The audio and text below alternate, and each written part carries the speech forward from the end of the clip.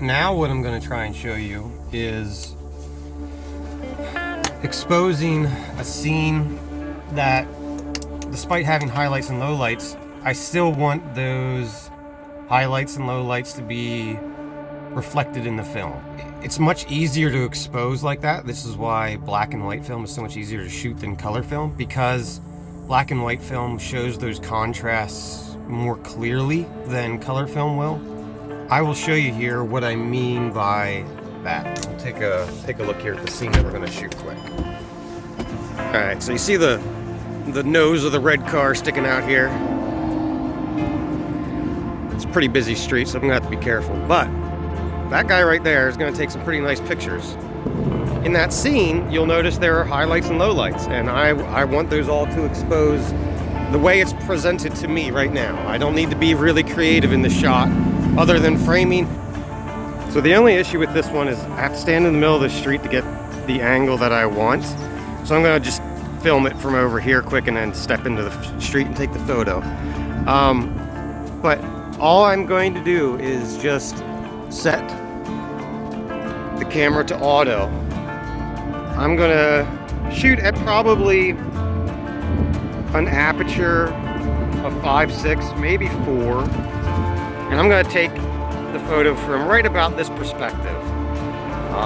Focus on the car itself early in the image of the car. So what I mean by that is like on the front end. So that's the part of the image that's going to be in focus. And then, you know, compose and shoot. And I'm going to try and capture some of those cars that way because I like the way that looks better. In fact, even for right here, I'm kind of liking the way this looks. All right. Here we go. We're going to out of focus so I can see where my split prism is. So you see it there in the middle of the screen. I'm going to dial in right there. I'm overexposed.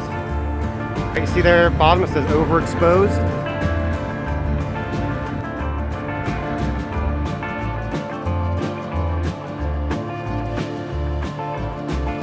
So I'm going to have to come back out here.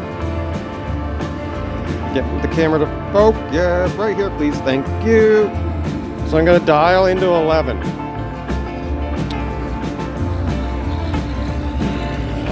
Actually, what we're going to do is we're going to set my exposure compensation down to 0, 200 ISO.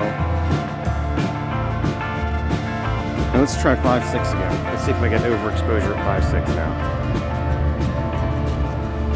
Perfect. In fact, I could go to 4, and I'm still not overexposed. If I go to 2.8, I am overexposed. So we're just going to shoot it at an aperture of 4. So we'll come back over here. We're going to readjust our focus. So come out of focus. We'll come back into focus. Compose.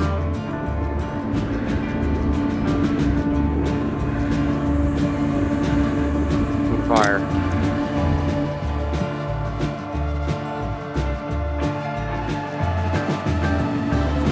So now what we're going to do is I'm going to use the spot metering function, and I'm going to use the highlights on the spot feature. So I'm going to ask the exposure meter to look for the highlights in the scene and just expose the highlights properly. So any shadows, anything darker than my highlights would be underexposed, all right? Our spot first. And then highlights.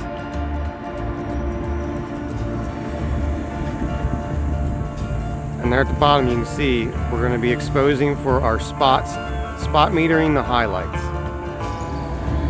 Spot with highlights.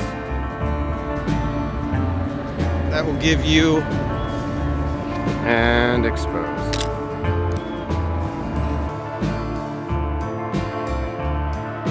An exposure where the highlights in the scene